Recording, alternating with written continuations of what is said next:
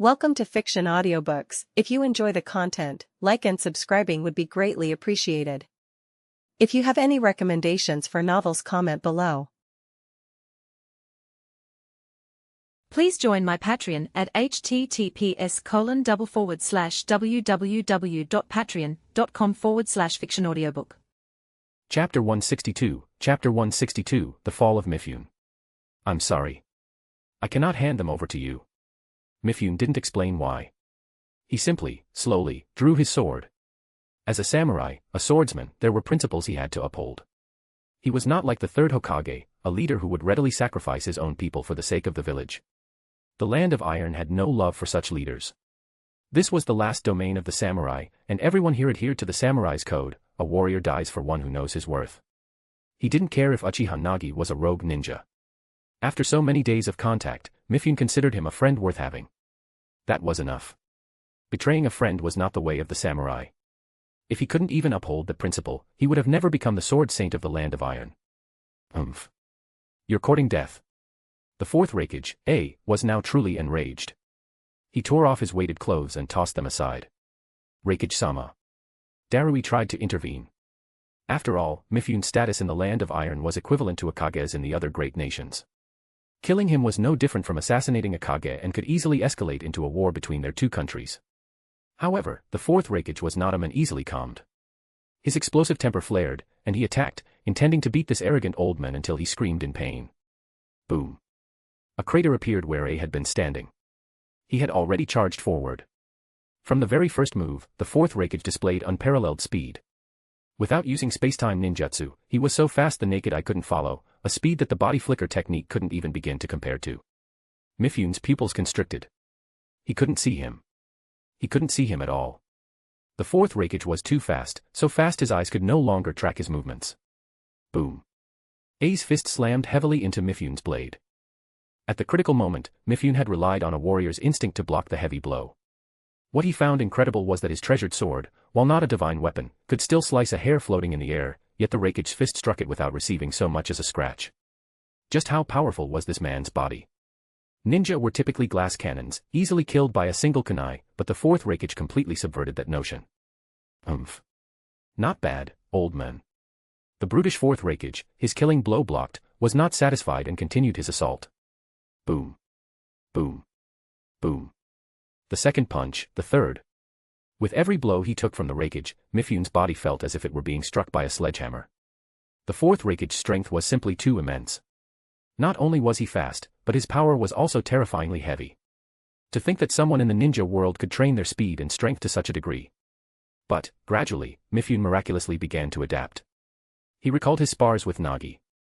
If his eyes couldn't keep up with A's speed, then he would simply stop using them. Mifune closed his eyes and began to fight by feeling, recalling Nagi's water-breathing style. He used the mortal pressure from the fourth Raikage to fuse it with his own breathing style, constantly refining it. True combat was the best test. Mifune used the pressure from A, the life-or-death crisis where a single mistake would mean being beaten to death by a single punch, to temper his own technique. Water is the softest of things, yet it can overcome all. Mifune began to create a breathing style and sword technique that could overcome strength with weakness, to stand against the powerful.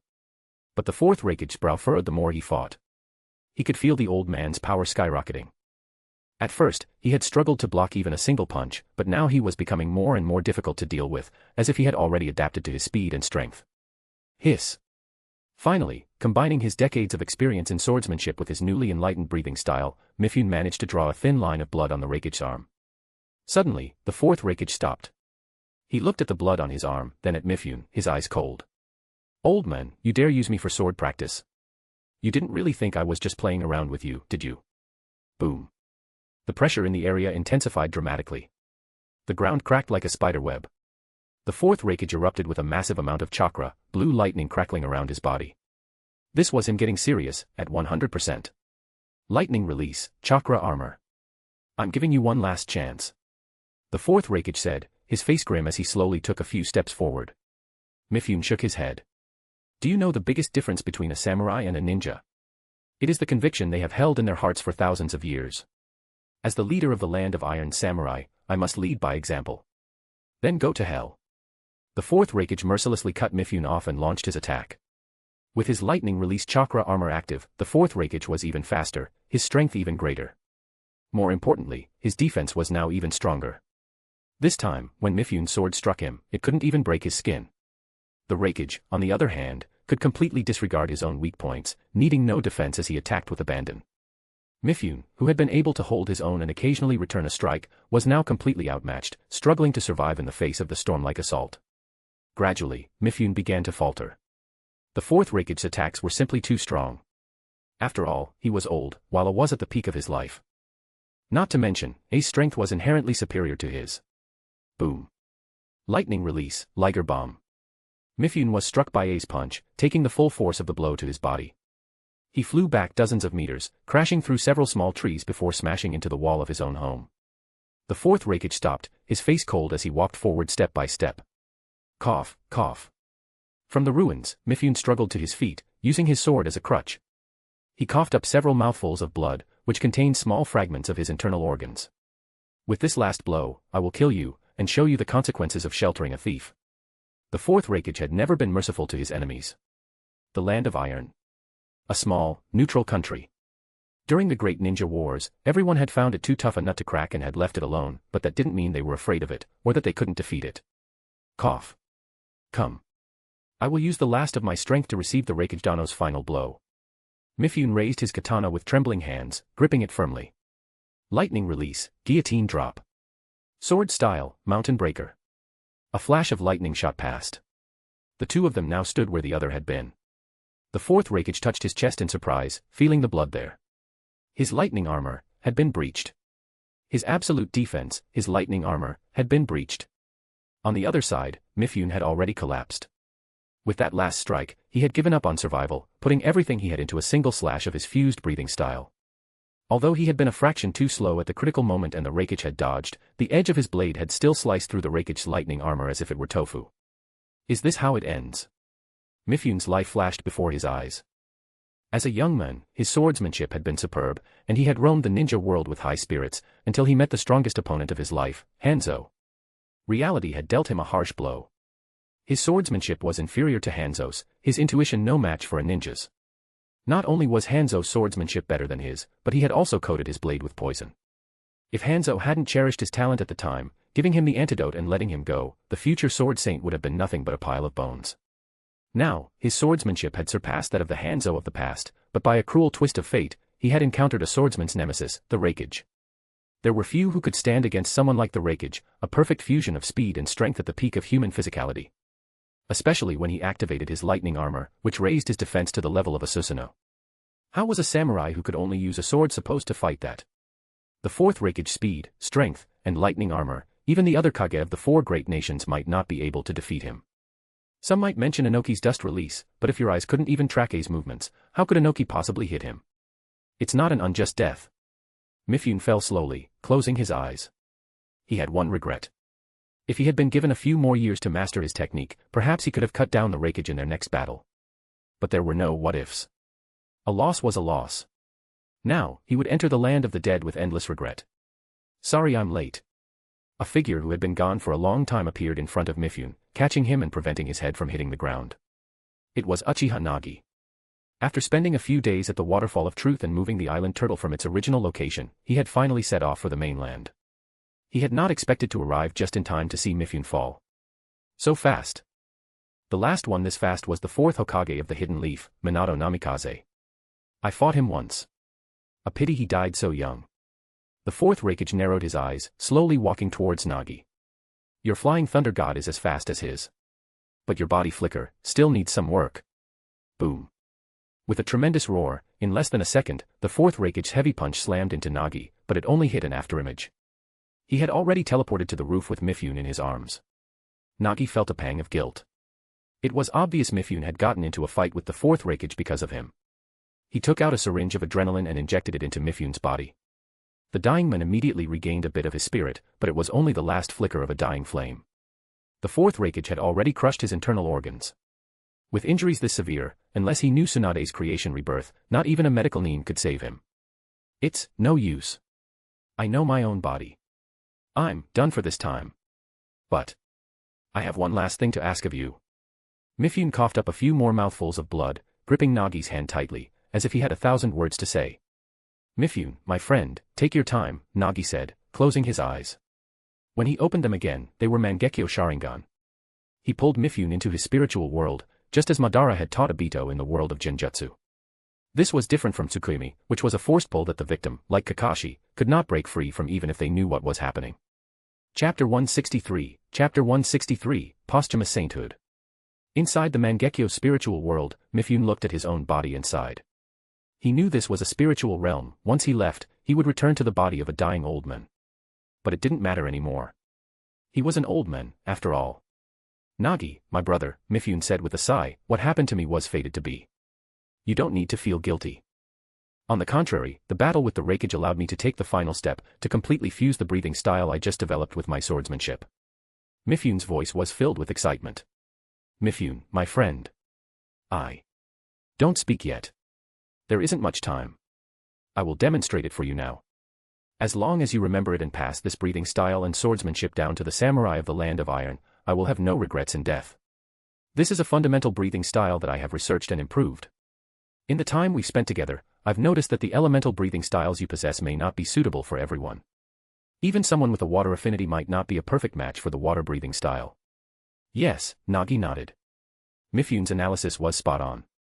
That was why the Hashira in the world of Demon Slayer had all developed their own breathing styles from the original ones. The sound Hashira, Tengen Yuzui, had a lightning affinity, yet he created his own sound breathing from thunder breathing instead of using it directly in combat. This was because, while their affinities were the same, it wasn't a perfect fit for him.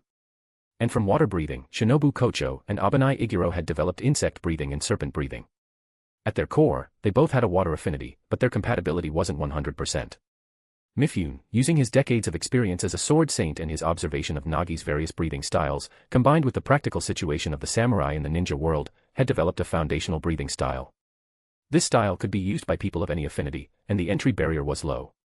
What came after would depend on individual talent. Just as the sun breathing could not be inherited by others, leading to the creation of the 5 elemental breathing styles for different people to inherit, Mifune had taken those simplified 5 styles and simplified them even further. Its power, of course, could not compare to the 5 main styles, and it was a far cry from the sun and moon breathing styles, but its advantage was its extremely low barrier to entry. This is as far as my demonstration goes. Mifune sheathed his sword, filled with emotion. To think that in my old age, I could still create such a magnificent sword art. Mifune looked at Nagi and smiled. "Nagi, my brother, do you know? Although the samurai of the Land of Iron revere me as a sword saint, I know the truth of my own situation. I was just a man with a title, no real substance to my name. To be called a sword saint, it was the greatest joke under the heavens. But now, it's different. Once this breathing style is passed down, the strength of the Land of Iron samurai will rise to a new level in the years to come. At the very least, they won't be suppressed by ninja as they were before. Hey, to be canonized as a saint after death, that's not bad at all." "I'm sorry, Mifune," Nagi said apologetically. "If it weren't for me, you wouldn't have." Mifune waved his hand. "It's a small matter. I should be thanking you. You so generously displayed your breathing styles and swordsmanship, without a care in the world. I've stolen so much of your teachings, and you never minded. I'm the one who should feel guilty. All right, send me out. It's a pity I won't be able to witness your battle with the Raikage. I imagine the fight between you two will be even more spectacular." Nagi nodded. He could have continued to pour his dojutsu power into the illusion to maintain it for a little longer, but all good things must come to an end. "I look forward to the day you become the strongest swordsman in the world." Ha ha ha ha. In the spiritual world, Mifune laughed heartily as he dissolved into a shower of light. Returning to reality, Mifune had already stopped breathing. There was blood on the corner of his mouth, but his face wore a look of contentment. His hand was still gripping Nagi's tightly. Mifune was dead. Nagi sighed. There was Northwest need to even close his eyes for him, he had already closed them himself. Sigh. "Are you done with your goodbyes? It's time to settle our accounts," Uchiha Nagi, the 4th Raikage, said from the ground, his eyes blazing with fury. Although it had felt like a long time in the spiritual world, only a moment had passed in reality. In that instant, could have pursued and attacked, but for some reason, he had given them that moment to say their farewells. He could see that Nagi was using his Sharingan to say goodbye to Mifune in a world of Genjutsu. Perhaps it was out of respect for that final, life-burning slash that had cut through his lightning armor, but he had not taken advantage of the situation. He had waited. "Yes, we're done. What did you want to say, 4th Raikage, Nagi's Mangekyo was already open. A's speed was so incredible that even Sasuke, with his Mangekyo, could follow his movements but couldn't land an Amaterasu on him. Sasuke's body couldn't keep up with his rhythm at all, forced to rely on his Susanoo for passive defense. You stole the Hidden Clouds Island turtle, and you killed our ninja. It's time to settle this score. A's hair stood on end like a hedgehog's spines. Nagi frowned. Stealing the island turtle was a fact, but he hadn't killed a single Hidden Cloud ninja. Could they have met with an accident on the way, killed by someone else? But the fourth Raikage wasn't listening to any explanations.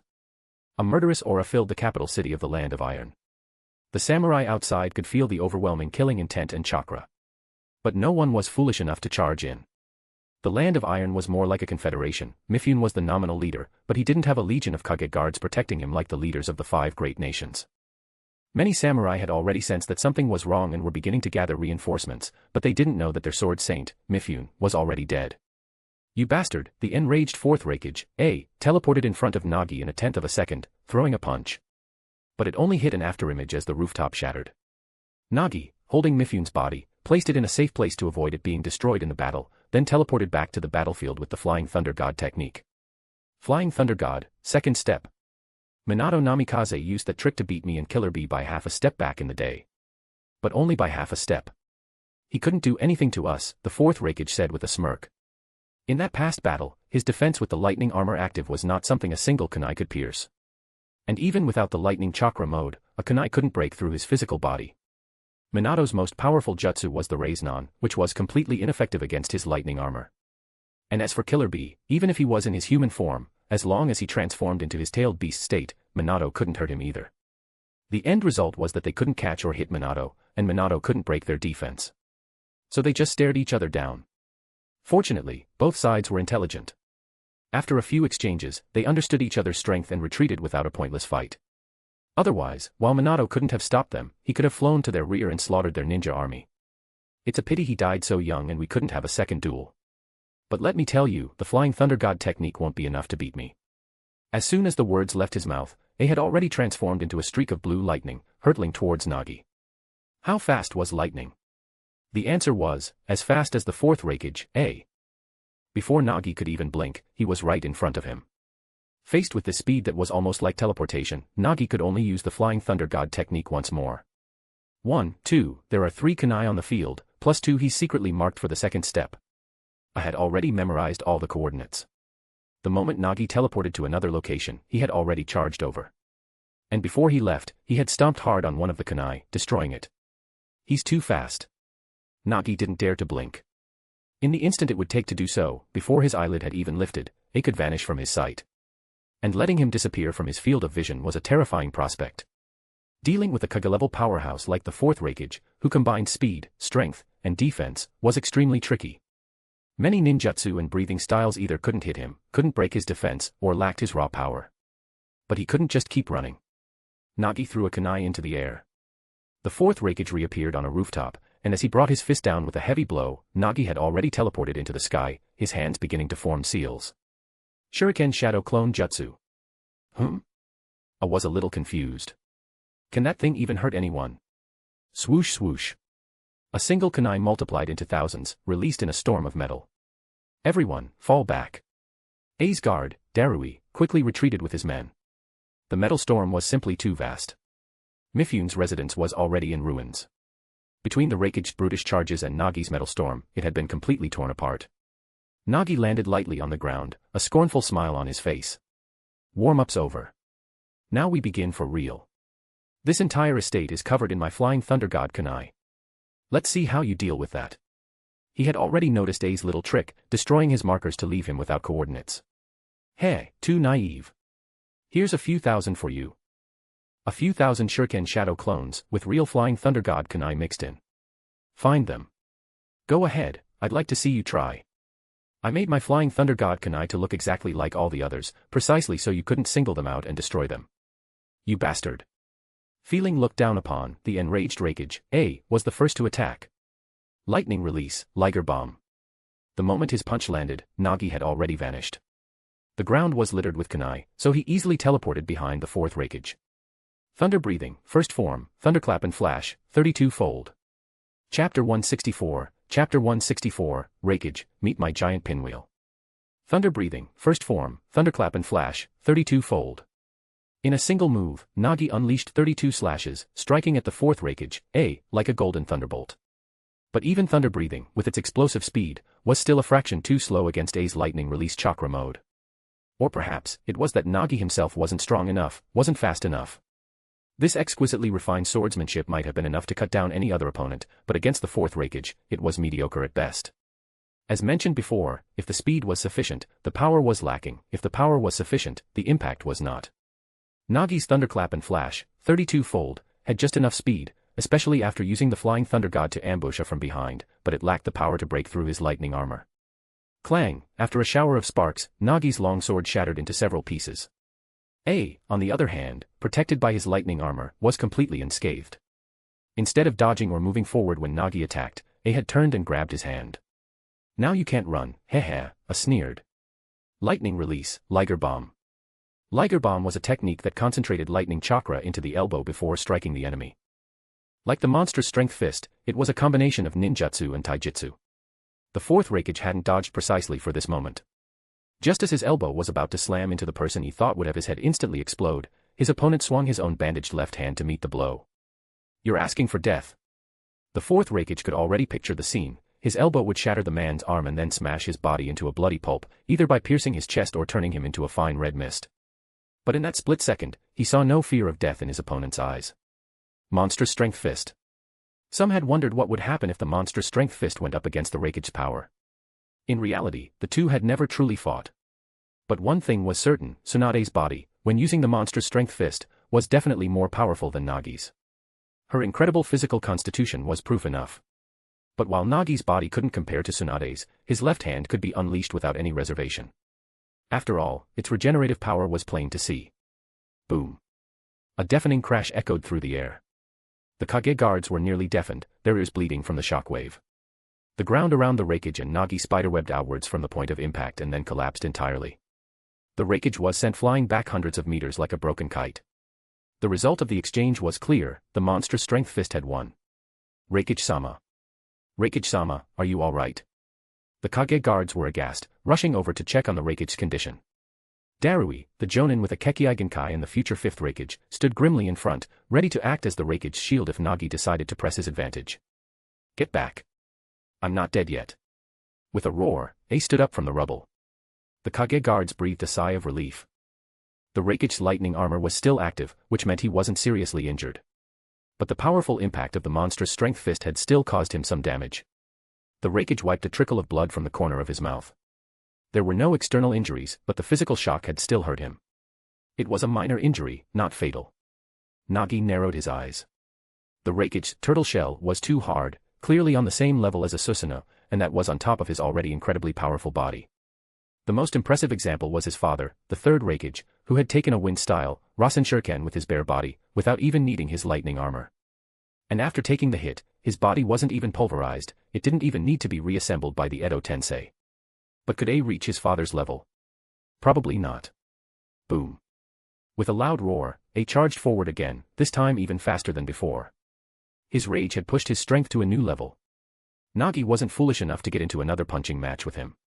With a flash of the Flying Thunder God, he teleported a safe distance away. Wind-style, Rasen Shuriken. The fourth Reikage narrowed his eyes. Looking at the shape of the pinwheel, it was a ninjutsu that fused two chakra nature transformations. Getting hit by a technique like that would be disastrous. Mei Terumi's fusion of two Kekkei Genkai had been able to break through a Susanoo, and the Rasen Shuriken was of a similar caliber. But the fourth Reikage was no fool, he wasn't going to just stand there and take the hit. "So, how are you going to hit me? There are no Flying Thunder God markers around here for you." Just by throwing it from a distance, even if this pinwheel was fast, was it faster than Amaterasu? A's speed was so great that even Amaterasu couldn't catch him. The Kage guards understood at once. With a flurry of ninjutsu, they cleared away all the nearby Flying Thunder God kunai. The Flying Thunder God technique seemed powerful, but once you knew how it worked, it was possible to counter it with targeted tactics. The truly difficult opponent was a ninja like the fourth Reikage, who combined speed, strength, and defense into one seamless package. He was seemingly invincible, with no weaknesses. Even Itachi's genjutsu would have a hard time affecting him when he was wrapped in a layer of lightning chakra. The only thing that had ever given a trouble was the unquenchable black flames of Amaterasu. Unfortunately, Nagi couldn't yet control Amaterasu well enough to add it to his Rasen Shuriken. No, there was a way, but he would have to wait a few years to get it. The Rasen Shuriken hurtled towards the fourth Reikage with unstoppable momentum, the hissing of the wind sounding like Kakashi's Chidori, a constant, shrieking cry. Just as the fourth Reikage dodged the Rasen Shuriken, Nagi vanished from his spot. He disappeared. Is he trying to ambush me? As fast as the Reikage was, he was no match for the Flying Thunder God. The moment Nagi vanished from his sight, he began searching for him. But every time he landed, he had calculated the positions of the nearby Flying Thunder God markers, even accounting for Nagi's second step. But this time, there were no markers near him. Suddenly, a hand rested on his shoulder. The instant it touched him, the fourth Reikage immediately swung his elbow back, but the scenery before him shifted.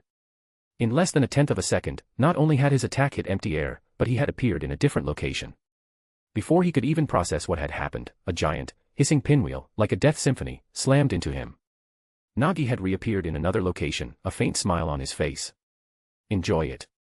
A gift from Prince Naruto, the giant pinwheel, the Rasen Shuriken. Just now, Nagi had used another skill he had never before shown to anyone, Mind Teleporter. He had teleported behind the fourth Reikage and then used the Flying Thunder God to move him directly into the path of the Rasen Shuriken he had just dodged. So, the fourth Reikage had dodged the Rasen Shuriken the first time, but he had never expected to be teleported by Nagi directly in front of the giant pinwheel, taking the full force of the blow.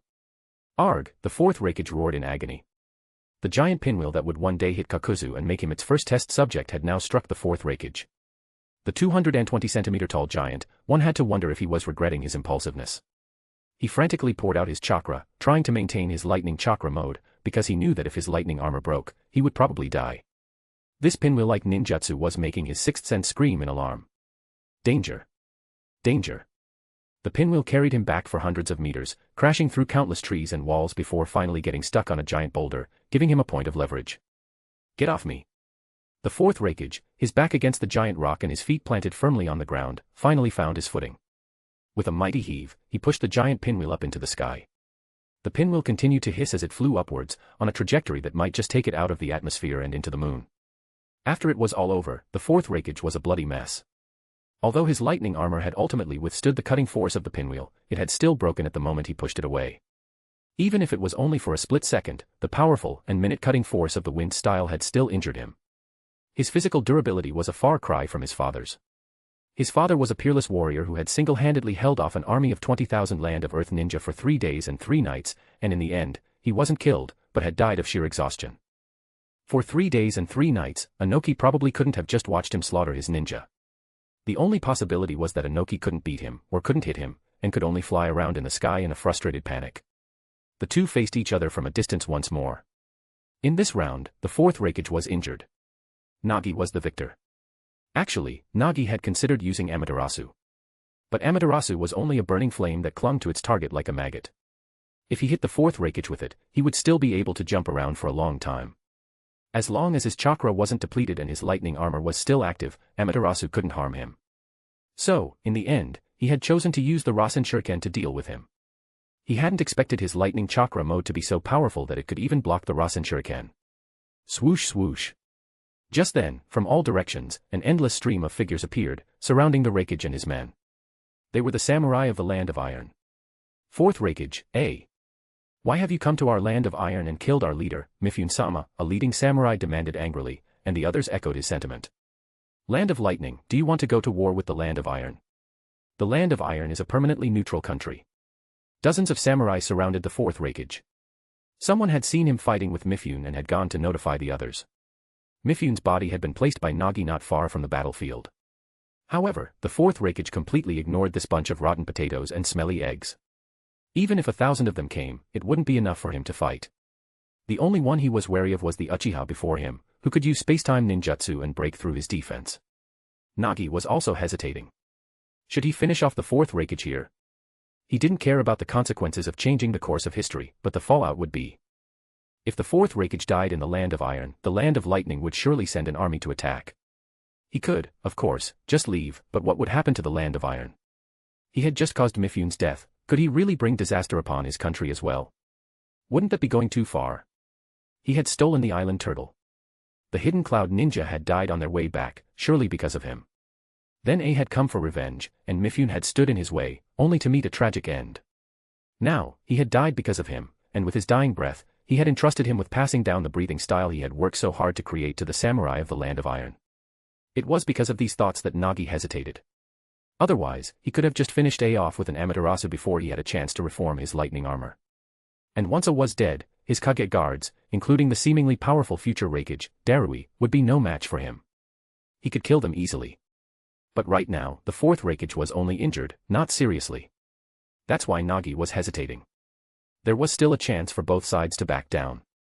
Reikage-sama, we should retreat, Darui, still just a Kage guard, said in a low voice to the fourth Reikage. If we don't retreat now, I'm afraid there will be big trouble. He was right. More and more samurai were gathering. The Land of Iron, being a neutral country, didn't have a single village that the entire nation supported like Konoha. It was relatively loose, but it had its own organizations. Now, hundreds of samurai had already gathered. A bunch of rabble. No need to pay them any mind. The Reikage wiped the blood from the corner of his mouth. The Land of Iron had no one who could fight. He wasn't afraid at all. Their strongest men, Mifune, the so-called Sword Saint, had been dealt with in just a few moves. Reikage-sama, now is not the time to talk about that. You are the Kage of the village, you cannot afford any mishaps, Darui advised calmly. As your Kage guards, it is our duty to protect you. If anything happens to you, we can only atone with our lives. Let's go, Reikage-sama. Live to fight another day, Reikage-sama. The other Kage guards, whether out of genuine concern for A or fear for their own lives, kept urging the Reikage to leave. Finally, after some hesitation, the Reikage nodded in agreement. The Kage guards breathed a collective sigh of relief. They weren't going to die. You guys go first. I'll cover the rear, Darui said. With his Kekkei Genkai, he was stronger than a regular jonin, on the level of a special jonin. Holding off this group of samurai shouldn't be a problem. But this is tricky. A man with space-time ninjutsu and the Mangekyo. Darui thought, his head aching. The Reikage could ignore the Mangekyo's genjutsu because the layer of lightning chakra armor wrapped around his body was similar to the raging chakra of Gai's 8 gates. A genjutsu's chakra would have to penetrate the Reikage's lightning armor before it could enter his mind. So, when A's armor was active, he was immune to genjutsu, just like Gai. But Darui was not. Nagi was also hesitating. Should he kill the Reikage? If he activated his seal and went all out, he should be able to do it. Chapter 165, Forging the Sword. In the end, the fourth Reikage, A, left. After careful consideration, Nagi had decided not to make his move within the borders of the Land of Iron. Killing A was possible, but it had to be done in the Land of Lightning, or somewhere else. If it happened in the Land of Iron, the enraged Land of Lightning would surely send a massive army in retaliation, and the Land of Iron would face utter annihilation, just as the Land of Whirlpools had at the hands of the Land of Water. It was all too easy for one of the 5 great shinobi countries to crush a smaller nation. Especially now, with no great ninja war to keep them in check, if the Hidden Cloud truly made a move, the Land of Iron was doomed. What would happen then? Some of the enraged samurai, not knowing the sheer difference in power, had gone after A. The rest had stayed behind. Nagi shook his head. Without Mifune, the Land of Iron was just scattered sand. Without a single Kage-level warrior, they didn't stand a chance. He vanished with a teleport. He needed to check if Kimimaro and the others were all right. Now that he had captured a tailed beast, it was time to forge his own ninja blade. Sensei. Are you all right? Nagi and are you okay? Kimimaro and Yukihime rushed over, overjoyed. To Nagi's pleasant surprise, they had someone with them, the old swordsmith, Watanabe. It saved him the trouble of having to look for him. Watanabe-san, so you were here, Nagi said, having used the kunai he'd given Kimimaro as a marker to teleport to their location. He hadn't expected to find the swordsmith Mifune had invited here as well. That I am, the old man said. The fourth Reikage, A, went mad for some reason. Suddenly barged into the Land of Iron and attacked Mifune's home. This old man heard him demanding that Mifune hand over these two, so while they were fighting, I took the chance to slip away and come notify them. Mifune-san is dead. He died at the hands of the Reikage, Nagi said. The Reikage came for me. I'm the one who got him involved. Nagi didn't hide the truth. He confessed that he had stolen the Land of Lightning's island turtle first. The island turtle's importance to the Land of Lightning was no less than that of a tailed beast. After all, not every Jinchuriki could convince their tailed beast to willingly hand over its chakra to become a perfect Jinchuriki. The island turtle, however, bridged that gap. It allowed a Jinchuriki to become perfect even without the tailed beast's consent, so its importance to the land of lightning was unquestionable. There was a reason the fourth Raikage had gone on a rampage looking for him. But I will avenge Mifune-san's death one day. After A leaves the land of iron, I will go to the hidden cloud to find him. But the most pressing matter right now is to forge my sword. Nagi tossed aside his scabbard. The fine steel longsword he had been using had shattered in the fight with the fourth Raikage. He had already discarded it. Sigh. Watanabe opened his mouth, but in the end, all that came out was a sigh. This is the way of the ninja world. You take revenge on me, I take revenge on you. There will never be a day of peace. But this old man is just a swordsmith. If true peace ever did come, I'd probably be out of a job. Isn't that ironic? Nagi thought for a moment. Peace will come one day. As long as someone can unite the entire ninja world, there will be no more war or strife. Watanabe-san, the tailed beast you asked for, I have it ready. When do you think you can start forging my sword? Hearing this, Watanabe's eyes widened to the size of bronze bells. What? Say that again. You really brought back a tailed beast. Did I hear you right? Which one? Nagi smiled. That's right. A tailed beast. The three tails, from the hidden mist. The old man's mouth hung open. He knew that the current three tails was inside the body of the fourth Mizukage. If Nagi had captured the three tails, didn't that mean the fourth Mizukage was? It's better for your own safety if you know less about the specifics, Watanabe-san. News will get out eventually. Right, right. This old man was being presumptuous. What am I asking that for? Anyway, I'm just a swordsmith. I don't care about anything else. I have everything you need ready. I carry it with me. Watanabe patted a storage scroll on his hip. Chakra metal, books on sealing jutsu, and some other supplementary materials are all in here. Now we just need to build a furnace, carve a stable enough sealing formula on it to prevent it from exploding, and we can get started. Hey, I've already prepared a place. Let's get going, Nagi said excitedly. What place? The Island Turtle. 3 days later, on the Island Turtle. Under Nagi's control, the Island Turtle had already sailed to the vicinity of the Summoning Beast Island. He had also collected water from the island to use for quenching the blade, a move Watanabe had enthusiastically praised. According to his observations, the Summoning Beast Island was incredibly rich in energy, making its water excellent for quenching. They ultimately decided to use the secret chamber on the Island Turtle for the forging. After all, it was a place that could confine and control even a rampaging tailed beast, which saved Nagi the trouble of building a furnace from scratch. Under Watanabe's direction, Nagi made a few modifications to the sealing chamber, and it was ready to be used. Anoka also contributed a great deal, reinforcing the chamber's seals. Only Yukihime stood off to the side, sulking. She couldn't help with anything, and she watched as Anoka and Nagi worked closely together. Vixen, Yukihime muttered under her breath. Yukine, what did you say? Kimimaro asked from the side, having seemed to catch her mumbling. Oh, nothing. By the way, Sensei told you to pick one of the summoning beasts on the island. Have you chosen one yet? Kimimaro scratched his head. There are some with good combat power on the Island Turtle, and on the Summoning Beast Island, too. But I've thought about it, and I think I'll just be like Sensei and make a contract with a giant eagle. Besides, Sensei's eagle has already laid eggs. Yukihime asked curiously, why an eagle? Are the others no good? Sensei said that there are very few ninja in the world who can fly. If I choose an eagle, I can run away if I can't win. Inside the mountain behind the Waterfall of Truth, in the secret chamber, the three of them were ready. Nagi nodded at Watanabe and released the three tails, which was under the control of his Mangekyo. Its massive body appeared in the cave. Although Watanabe and Anoka were prepared, they were still taken aback by the sheer size of the three tails. The aura and chakra radiating from its body told them that this was an ancient, monstrous beast, and that humans were as insignificant as ants before it. Anoka trembled slightly. Nagi and is this a tailed beast? It won't suddenly wake up, will it? In her perception, the tailed beast's chakra was incredibly evil and unimaginably vast. She couldn't fathom how humans could subdue such a monster. Nagi smiled. Don't worry. See its eyes. Before the Mangekyo, a tailed beast is nothing more than a pet. Watanabe swallowed hard and nodded. Then let's begin.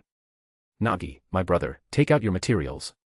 This old man will forge a famed blade for you today, a divine weapon whose renown will be no less than that of the 7 ninja swordsmen. Nagi nodded, his heart also pounding with excitement. He took out the materials he had prepared, the sun ore from the world of Demon Slayer, the meteorite from the village hidden among the stars, Zabuza's executioner's blade, and his own broken Nichiren blade. Besides those, there were other supplementary materials, such as precious metals that conduct chakra, chakra metal, fine iron ore, gold, and some charcoal. According to Watanabe, it was better to be overprepared. During the forging process, it was hard to gauge how the metals would fuse under the immense pressure and hammering of the tailed beast's chakra. The higher the density, the smaller the volume. If that happened, the sword would be too small. He couldn't have Nagi going into battle with a sword the size of a kunai. So, they had prepared as much metal as they could to serve as the body of the blade. The main core would be the meteorite from the village hidden among the stars, with its immense energy. After it was melted down, it would be placed in the hilt of the sword. That way, even if the blade was damaged in the future, it wouldn't affect its ability to be repaired. If the hilt itself was damaged, well, Nagi would have either had his hand cut off, or he'd be dead. A furnace had been set up in the secret chamber, connected to a sealing formula array. In the center of the array stood Anoka, who was proficient in sealing jutsu. Watanabe was an amateur when it came to sealing. If he were in control, he would probably ruin the sword. So, Anoka, an Uzumaki who was an expert in the art, would control the size of the fire. Nagi, meanwhile, would control the three tails, supplying chakra to the furnace. The poor three tails. It had been under Obito's genjutsu for so long, and just when it finally broke free, it had fallen into the genjutsu of another Uchiha.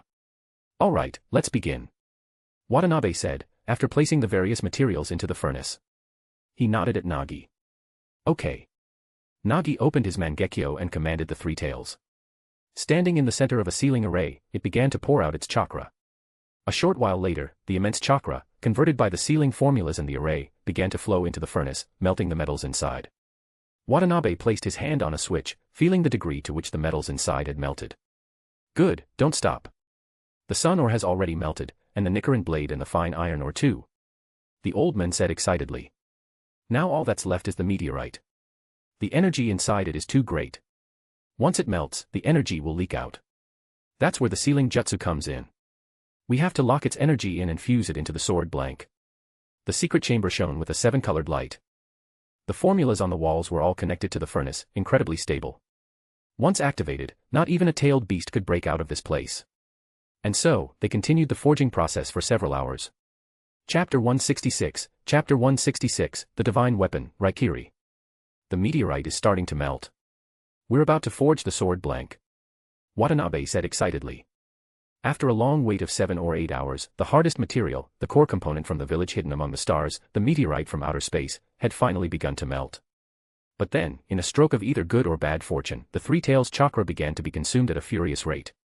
After 7 or 8 hours of continuous output, it was running on empty. Damn it. And they call this a tailed beast. It ran out of gas in just a few hours. Tui. Nagi spat. This giant turtle is completely useless.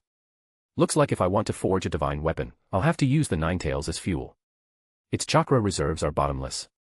It's alright, Nagi boy, Watanabe said, stroking his goatee. This old man anticipated this situation. We just need to supply the minimum amount of chakra to keep the sword blank from cooling. We can wait a few days for the three tails chakra to recover and then start again. Back in the day, when the Hidden Mist forged the 7 ninja swords, it was the same. Each blade took several weeks. All 7 together took a full half a year. As long as the furnace fire doesn't go out and the sword blank doesn't cool, waiting a few days is fine. As it turned out, the furnace also sealed and stored a portion of the chakra to maintain a minimum temperature, preventing the fire from being extinguished. This way, they wouldn't have to worry about stopping for a few days. Just like in regular blacksmithing, as long as a certain temperature was maintained and the metal didn't completely cool, it wouldn't be ruined. But Nagi didn't have the patience to wait. He said to Watanabe, Watanabe-san, if there was someone with chakra reserves comparable to the three tails, would that be enough to finish forging this sword? Watanabe was taken aback for a moment, then he understood what Nagi meant. He intended to use his own chakra to finish it in one go. That should be possible. Every ninja blade requires a different amount of chakra. Based on this old man's estimates, if your chakra is as vast as a tailed beast's, you should be able to succeed in one attempt. Then let's continue, Nagi said. He sealed the three tails away, then stood where it had been, placing his hand on the ground and pouring his chakra into the sealing array. Alright. Let's try to get it done in one go. Watanabe said excitedly. Ever since Nagi had transplanted the white Zetsu's left arm, and later captured a live white Zetsu, he had been extracting its marrow every day. After tempering it with Genya Shinazugawa's cells, his treasure boy, he had been injecting it daily. Now, his chakra grew more abundant with each passing day. White Zetsu's own chakra wasn't as much as a tailed beast's, but its regenerative ability was incredibly powerful.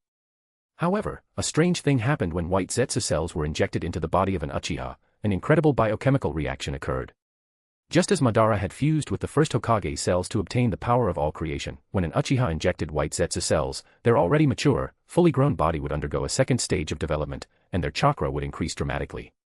Right now, Nagi's chakra reserves couldn't compare to the 9 tails, but they were greater than the 1 tails, and close to the 3 tails.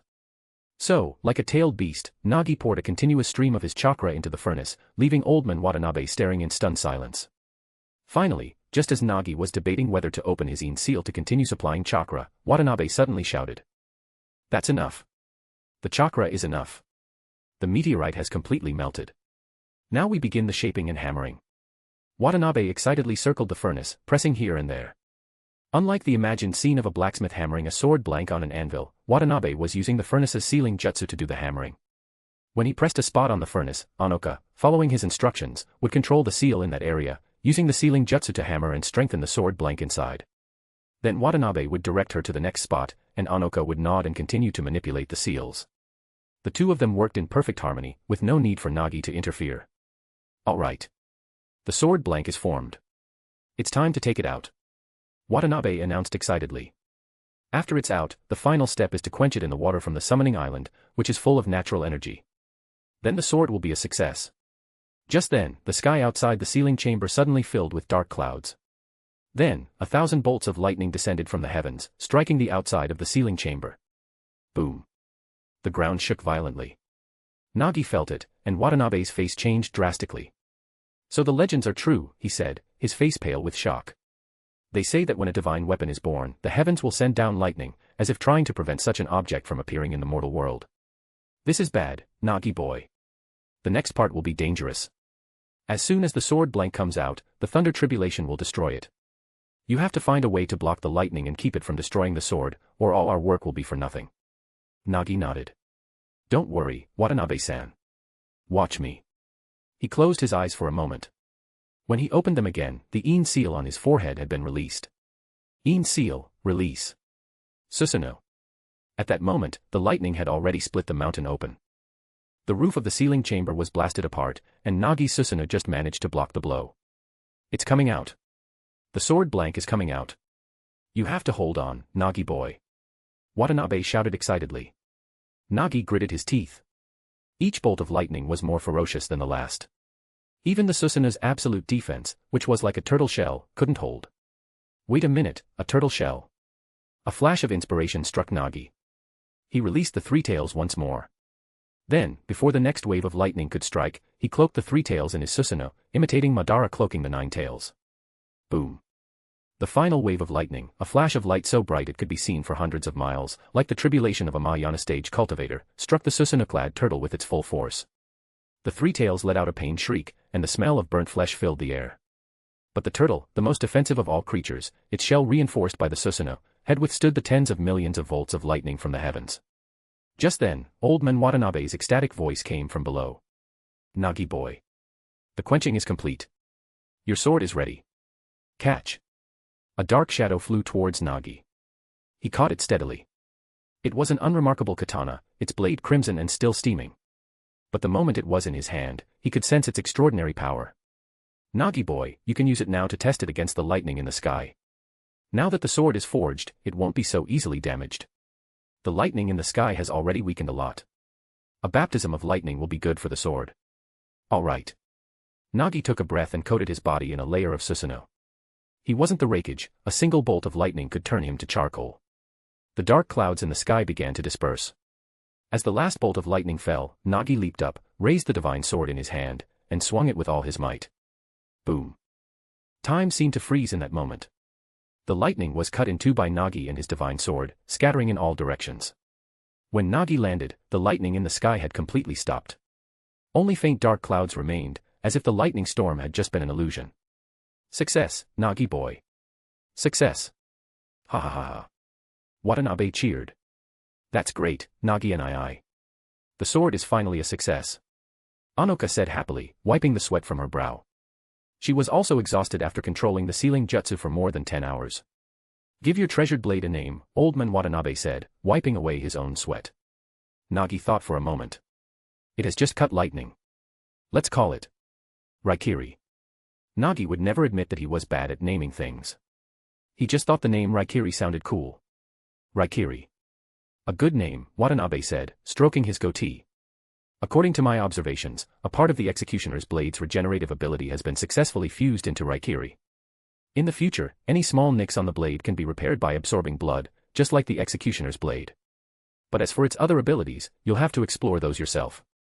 The sharper a blade, the more likely it was to get small nicks on the edge during a clash, because the edge was so thin. That was why most swords weren't forged with an overly thin edge. After that, Watanabe took out a pre-prepared metal hilt and attached it to the tang of the sword. Then he wrapped the hilt in a layer of linen cloth to prevent it from slipping. With that, the sword was complete. Oh, and the scabbard. The scabbard had been made according to Nagi's specifications, a mixture of lead and other metals, with the innermost layer being lead, because he was still a little wary of the radiation. But Watanabe had said that any harmful substances should have already been refined away by the immense chakra. And so, a divine weapon that looked like an unremarkable cross between a katana and a tang dao was born. Nagi ran his hand over the blade with joy. He felt a close, blood-like connection to it. And why not? Half of it had been forged with his own chakra. Nagi and I want to go outside and try it out. Anoka suggested cheerfully. Yes. I'll go outside and try it out. Nagi smiled and nodded, walking out of the now half-ruined secret chamber. Outside, Kimimaro had been waiting for a long time. The heavenly lightning had worried them greatly. Sensei, did you succeed? Nagi and are you guys all right? Nagi nodded, smiling as he held up the unremarkable, dark-colored longsword. Success. Its name is Raikiri. That's great. Congratulations, Sensei. Nagi took a deep breath. All of you, step back a bit. I'm going to test its power. Sun breathing, first form. As Nagi began to practice his swordsmanship, brandishing Raikiri, he felt a difference from his old Nichiren blade. The treasured blade felt like an extension of his own body. And it had its own enhancements. As Nagi moved, the sun ore from the world of Demon Slayer, with its yang attribute, began to exert its power. The absorptive properties of the executioner's blade began to work, and the surrounding light began to dim, because the sunlight was being absorbed by the sword. Then, the blade began to turn red, and finally, under the influence of the sun breathing, it caught fire. No, it was a searing light. A Nichiren blade, burning with a flame-like aura, had appeared. Chapter 167, Chapter 167, Orochimaru, come out and greet your guest. Nagi swung Raikiri again and again. Wherever the blade passed, the grass and trees withered and burst into flame as if scorched by the midday sun. He discovered that the sword provided an immense boost to his sun-breathing techniques. The meteorite from outer space supplied a seemingly endless source of energy, while the absorptive nature of the executioner's blade had fused with the sun ore, allowing it to draw power from sunlight to enhance its own attributes. As long as the sun was out, the blade would absorb its light and heat, channeling it into the steel. This, Nagi murmured to himself, is a true Nichiren blade. After performing the final form of the sun-breathing style, Nagi sheathed his sword. The forest before him was gone. Wherever Raikiri had passed, everything was scorched and withered, as if it had been exposed to a sun 100 times hotter than normal. He didn't know how it would fare against a person yet, but when he had tested it on some rocks and large trees, it had cut through them as easily as tofu. It was like a Jedi's lightsaber, slicing through stone with no resistance at all. The damage output was maxed out. He just wasn't sure what its effects would be at night. What did annoy Nagi, however, was that he had specifically asked Watanabe to make the blade look plain and unremarkable, not strange and outlandish like the 7 ninja swords. But as it turned out, whenever he used it, the blade transformed like a super scion, erupting in a fiery aura. It was so flashy and magnificent, as if it were afraid people wouldn't know how extraordinary it was. With a final slash, Nagi sent a crescent-shaped wave of energy flying hundreds of meters, slamming into the side of a mountain. Feels a bit like a Getsuga Tensho, he mused. Stroking the treasured blade, Nagi recalled that Orochimaru's sword of Kusanagi also had a long-range attack. In his fight with Naruto, the blade had suddenly extended for hundreds of meters, piercing Naruto and sending him flying, only to be blocked by his tailed beast cloak. A sturdy, treasured sword that could extend for hundreds of meters. Nagi didn't know what other abilities the sword of Kusanagi had, but that extension ability alone was worthy of praise. A surprise long-range strike during an assassination, and then another. Nagi looked up at the sun. It was time to make a trip back, to learn the final form of sun-breathing, the 13th form. It sounded like the 13 deadly swords. Sometime after Mifune's death, a fundamental breathing style began to spread throughout the land of iron. Many samurai were astonished to find that this technique could actually enhance their combat abilities. Many with high aptitude began to try to fuse this basic breathing style with their own swordsmanship, creating their own unique styles and greatly increasing their strength. If a samurai and a ninja of equal strength were to be compared, the samurai would often win in a pure taijutsu match, but the ninja would win in terms of overall combat prowess. This was because the ninja's endless array of ninjutsu and their unscrupulous assassination tactics generally gave them the upper hand. In a large-scale battle with tens of thousands of combatants, the samurai fared even worse.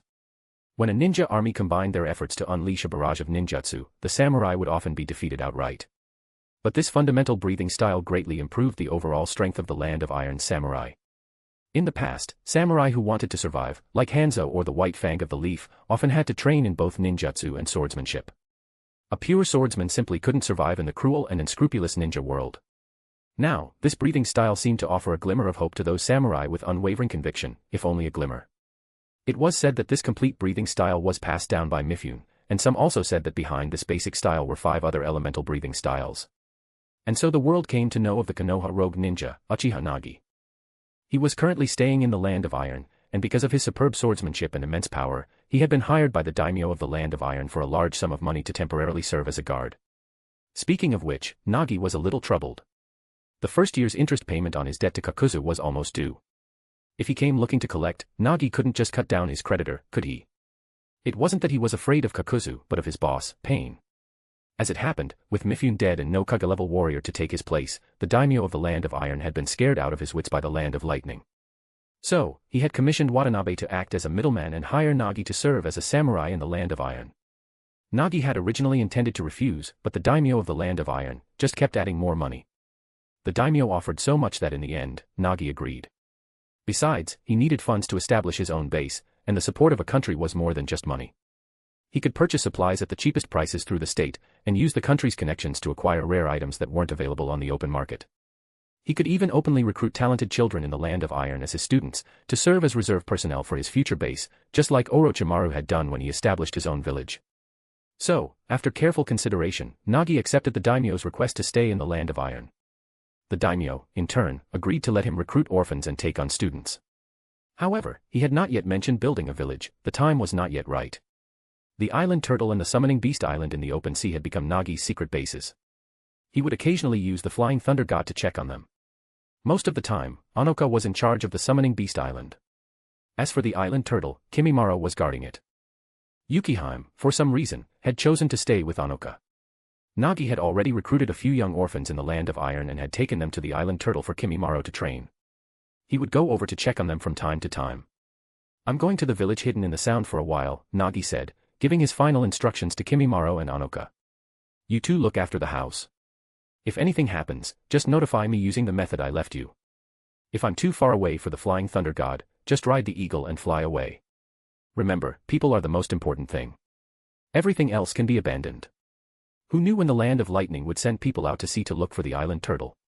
It was possible they might find some flying summons and track it down. "Don't worry, sensei. If things go wrong, I will escape," Kimimaro nodded. Behind his teacher's back, he had been secretly developing his Shikatsumiyaku. His strength was now on par with a Jonin's. After all, the physical defense of the Shikatsumiyaku was simply too monstrous. "Go on, Nagi and I. We'll look after the base." "Yes, yes. Go on and come back soon," Yukihime added, her voice as small as a mosquito's. "And don't bring back any more women this time." Nagi didn't notice these little exchanges. He nodded at them, then used the Flying Thunder God to leave the 2 islands and return to the Land of Iron. He then summoned the giant eagle, climbed on its back, and set off for the village hidden in the sound. This time, he was going to trade with Orochimaru again. He wanted to get his hands on Hashirama Senju cells, not the modified White Zetsu cells. Scraw. The giant eagle let out a loud cry and took off. Compared to the old days of slogging along on the ground, now that he had a flying mount, a means of transport that could cover 1,000 miles in a day, Nagi no longer needed to travel by horse or on his own 2 feet. An airplane was so much faster. White Zetsu's marrow is slowly losing its effectiveness. If I want my body to evolve again, I'll need the purest first Hokage cells. Right now, besides Danzo, only Orochimaru has them. And Orochimaru doesn't have White Zetsu cells. Nagi looked at his left hand. After such a long time of continuous injections of White Zetsu cells, he seemed to have reached a plateau. His chakra was no longer growing as wildly as it had in the beginning. Now, the growth was very slow, almost at a standstill. It seemed the chemical reaction between the white Zetsu cells and the Uchiha cells had reached its saturation point. That was why Nagi craved Hashirama's cells. He wanted to see if the purest first-generation cells could make his body evolve again. Perhaps, by completing his genetic makeup, he could awaken the eternal Mangekyo Sharingan without needing another pair of a brother's Mangekyo. After all, Indra had awakened the eternal Mangekyo directly because his genes were the purest. And Madara, after fusing with the first Hokage's cells, had awakened the Rinnegan, something Indra himself had never been able to do. Some said the key to the Rinnegan was Indra's chakra. What a joke. Indra himself didn't have the Rinnegan. This was the result of Madara's own efforts. According to many theories, the first and most important step was, of course, the eternal Mangekyo. The second step was the power of all creation, the sage body cells of Hashirama. The final step was not Indra's chakra, but reincarnation. As the name implied, Rinne, the cycle of rebirth, and Gan, the eye. The Rinnegan required one to go through the cycle of rebirth, to experience the 6 paths of life and death, and to achieve great enlightenment. But once a person entered the cycle of rebirth, they were already dead. What could they do then? Madara, relying on the properties of the Rinnegan, had managed to pull himself back from the gates of hell after death and use the Geto statue to prolong his life. Could an ordinary person do that?